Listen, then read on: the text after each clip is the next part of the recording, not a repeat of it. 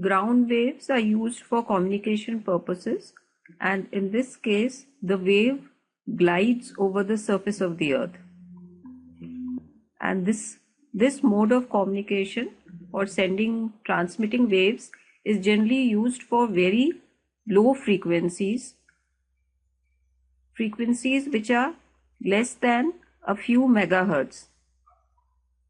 That is done because for such low frequencies, the size of the antenna is going to be large, because the length of the antenna required is lambda by 4. So for very low frequencies, a very large antenna will be required. So it's practical to have an antenna close to the ground. Since the antenna is going to be large for these low frequencies, it is kept close to the ground. And say this is the transmitting antenna and this is the receiver over here. And this is the surface of the earth, which is actually a little curved. So the ground waves will travel like this along the surface of the earth. Now these waves cannot actually travel too far, because as they travel over the surface of the earth, a current is induced in the surface of the earth.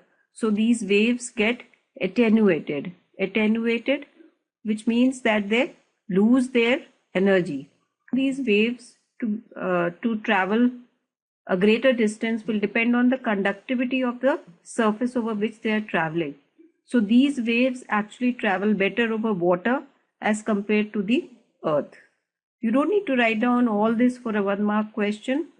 All you need to say is that ground waves glide over the surface of the earth and they're used for very low frequencies.